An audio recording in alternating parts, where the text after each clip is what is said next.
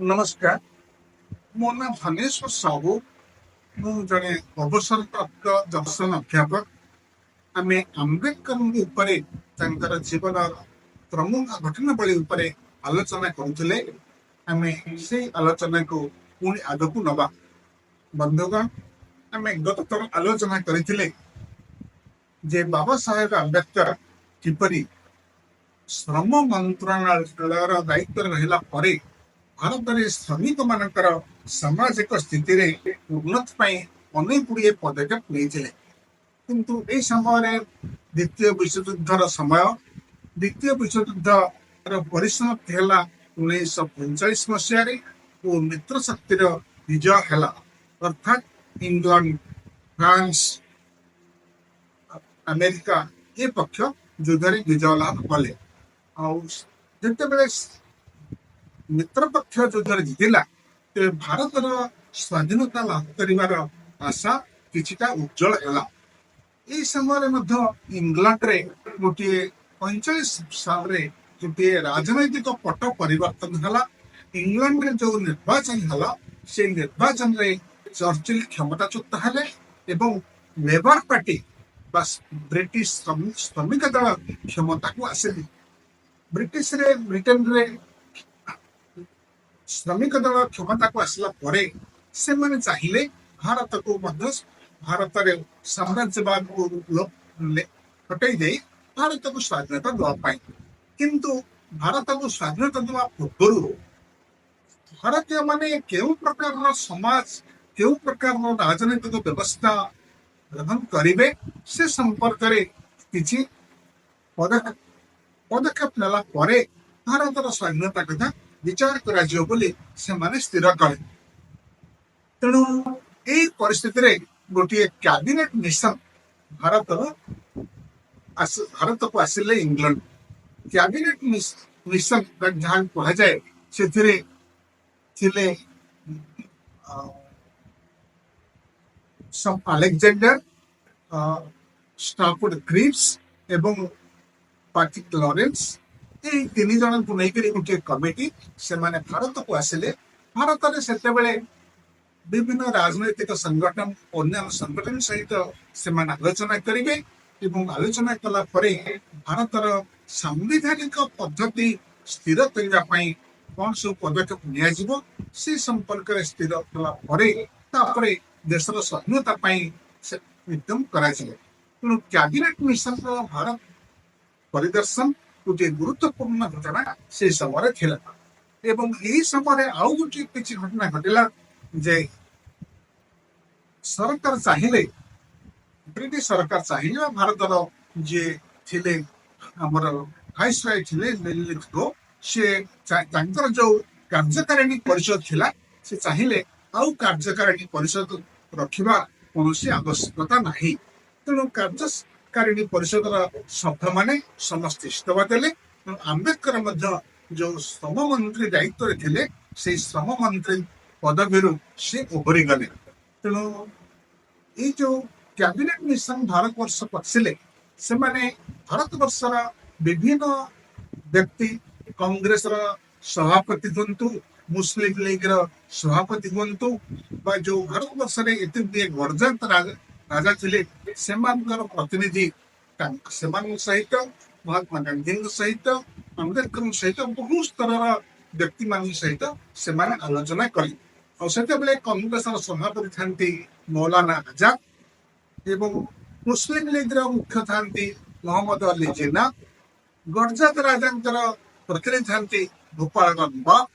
ଏ ସମସ୍ତଙ୍କ ସହିତ cabinet mission ବିଭିନ୍ନ ପ୍ରସଙ୍ଗରେ ଆଲୋଚନା କଲେ ଏବଂ ତାପରେ ଆମ୍ବେଦକରଙ୍କ ସହିତ ମଧ୍ୟ ଆଲୋଚନା କଲେ ଏବଂ ସେତେବେଳେ ସ୍ଥିର ହେଲା ଭାରତର ଯୋଉ ଅଞ୍ଚଳ ମାନ ବ୍ରିଟିଶ ସରକାରଙ୍କ ଅଧୀନରେ ରହିଛନ୍ତି, ସେଠି ଗୋଟିଏ ନିର୍ବାଚନ ହବ ଏବଂ ସେଠୁ ପ୍ରତିନିଧି ମାନେ ପ୍ରାଦେଶିକ ବ୍ୟବସ୍ଥାପକ ସଭା ଗଠନ କରିବେ।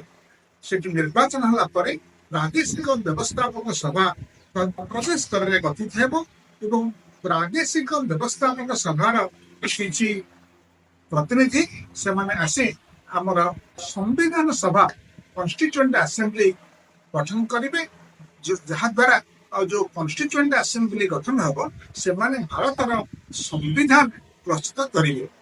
ଆଉ ଏଇ କଥା ଯେତେବେଳେ ସ୍ଥିର ହେଲା ତେଣୁ କ୍ରିପ୍ସ ମିଶନ ଭାରତବର୍ଷରୁ ଫେରିଗଲେ ଓ ଭାରତବର୍ଷର ବିଭିନ୍ନ ପ୍ରାଦେଶିକ ସ୍ତରରେ ନିର୍ବାଚନ ପ୍ରକ୍ରିୟା ଆରମ୍ଭ ହେଲା।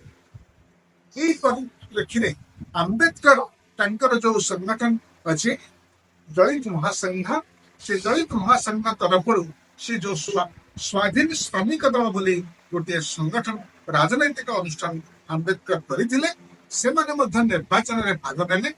କିନ୍ତୁ ଭାରତବର୍ଷରେ ଆମ୍ବେଦକରଙ୍କର ଦଳିତ ମହାସଂଘ କୌଣସି ବିଶେଷ ଉଲ୍ଲେଖନୀୟ ସଫଳତା ପାରିଲେ ନାହିଁ ଏବଂ ସେମାନେ ବହୁ ସ୍ଥାନ ସବୁ ବିଭିନ୍ନ ସ୍ଥାନରେ ପରାଜିତ ହେଲେ। ଆମ୍ବେଦକରଙ୍କର ଗୋଟିଏ ମୌଳିକ ସ୍ୱପ୍ନ ଥିଲା ଯଦି ଭାରତର ସମ୍ବିଧାନ ହବ ସେଇ ସମ୍ବିଧାନରେ ଦଳିତ ମାନଙ୍କର ଅଧିକାର କିପରି ରକ୍ଷା ରହିପାରିବ ଏବଂ ଦଳିତ ମାନେ କରିକିରି ଭାରତୀୟ ସମାଜ ବ୍ୟବସ୍ଥାରେ ହିନ୍ଦୁ ମାନଙ୍କ ଦ୍ୱାରା ଯୋଉଭଳି ଅତ୍ୟାଚାରିତ ହୋଇଛନ୍ତି, ଯୋଉଭଳି ନିଷ୍ପେଷିତ ହୋଇ ରହିଛନ୍ତି, ଯୋଉଭଳି ସମାଜରୁ ବହିଷ୍କୃତ ହୋଇ ରହିଛନ୍ତି, ସେମାନେ କିପରି ସମାଜର ଗୋଟେ ମୁଖ୍ୟ ସ୍ରୋତକୁ ଆସିବେ, ଫଳରେ ସେମାନେ ଆଉ ଶୋଷଣର ଅତ୍ୟାଚାରର ସମ୍ମୁଖୀନ ହେବେ ନାହିଁ, ଅସ୍ପୃଶ୍ୟ ପରିଗଣିତ ହେବେ ନାହିଁ, ଏଇ ସବୁ କଥା ପାଇଁ ସେ ସମ୍ବିଧାନ ସଭାରେ କିପରି ସଫଳ ରହିବେ ଏହା ତାଙ୍କର ଚିନ୍ତା ଥିଲା। କିନ୍ତୁ ପରିସ୍ଥିତି କ୍ରମେ ସେ ସମ୍ବିଧାନର ସଭ୍ୟ ହେବା ସମ୍ଭବପର ହେଲା ନାହିଁ, ଯେହେତୁ ତାଙ୍କ ଦଳ ମହାରାଷ୍ଟ୍ରରେ ବା ଯୋଉ ବମ୍ବେ ପ୍ରେସିଡେନ୍ସି ଥିଲା, ବମ୍ବେ ପ୍ରେସିଡେନ୍ସିରେ ତାଙ୍କ ଦଳ ଯୋଉମାନେ ନିର୍ବାଚନରେ ଲଢୁଥିଲେ କେହି ନିର୍ବାଚନରେ ବିଜୟ ଲାଭ କରିପାରିଲେ ନାହିଁ ଏବଂ ଦଳିତ ମାନଙ୍କର ବିଜୟ ପରାଜୟର ବିଭିନ୍ନ କାରଣ ଥିଲା।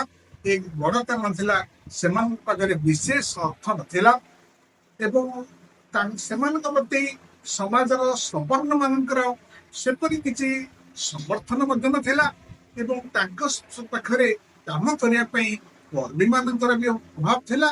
ତେଣୁ ଏଇଭଳି ବହୁବିଧ କାରଣ ଯୋଗୁଁ ଯୋଉ ପ୍ରାଦେଶିକ ସ୍ତରରେ ଯୋଉ ନିର୍ବାଚନ ହେଲା ସେଇ ନିର୍ବାଚନରେ ଦଳିତ ମହାସଂଘ କୌଣସି ସଫଳତା ପାଇପାରିଲା ନାହିଁ। ତେଣୁ ଆମ୍ବେଦକର ଭୟଙ୍କର ଭାବରେ ମାନସିକ ଦୁଶ୍ଚିନ୍ତା ଭିତରେ ଥିଲେ। ତାଙ୍କର ଦୁଶ୍ଚିନ୍ତାର କାରଣ ଥିଲା ଯେ ସିଏ ସମ୍ବିଧାନ ସଭାକୁ ଯାଇଥିଲେ, ଅନ୍ତତଃ ସେଠି ଦଳିତ ମାନଙ୍କର ମାନବିକ ଅଧିକାର ପାଇଁ ସେ ସେଠି ସଂଗ୍ରାମ କରିଥାନ୍ତେ, ଚେଷ୍ଟା କରିଥାନ୍ତେ, ଯେପରିକି ଭାରତୀୟ ସମ୍ବିଧାନରେ ବ୍ୟବସ୍ଥା ରଖିବା ପାଇଁ ଯେ ଅସ୍ପୃଶ୍ୟତା ଗୋଟେ କଳଙ୍କିତ ବ୍ୟବସ୍ଥା, ଭାରତରେ ଅସ୍ପୃଶ୍ୟତା କିପରି ରହିବ ନାହିଁ, ସବୁ ମଣିଷ ସମାନ ବିବେଚିତ ହେବେ, ଦଳିତ ମାନେ ସମାଜର ମୁଖ୍ୟ ସ୍ରୋତକୁ ଆସିବେ ଏବଂ ସେମାନେ ଯୋଉଭଳି ଶହ ଶହ ବର୍ଷ ଧରି ଅତ୍ୟାଚାରିତ ଶୋଷିତ ହୋଇଛନ୍ତି ସେଥିରୁ ସେମାନେ ମୁକ୍ତ ହେବେ। ତାଙ୍କର ଏଇ ଯୋଉ ସବୁ ଆଭିମୁଖ୍ୟ ରହିଥିଲା, ଲକ୍ଷ୍ୟ ରହିଥିଲା, ସେଥିରେ ସିଏ ଆଉ ତାହା ସଫଳ ହେଲା ନାହିଁ। ତେଣୁ ଏହା ହେଲା ତାଙ୍କର ନାନା ଭାବରେ ମାନସିକ ଅସନ୍ତୁଳନର କାରଣ ଏବଂ ଯେତେବେଳେ ସେ ଏଇ ସମ୍ପର୍କରେ କିଛି ବକ୍ତବ୍ୟ ଦଉଥିଲେ ତା ସେ ଏପରିକି ସ୍ୱାଧୀନତା ପର୍ଯ୍ୟନ୍ତ ମଧ୍ୟ ଭାରତର ସାମାଜିକ ବ୍ୟବସ୍ଥାରେ ବିଶେଷ କରି ମହାରାଷ୍ଟ୍ର ଅନ୍ୟ ଜାଗାରେ ମଧ୍ୟ କହିଲେ ଅତ୍ୟୁକ୍ତି ହେବ ନାହିଁ।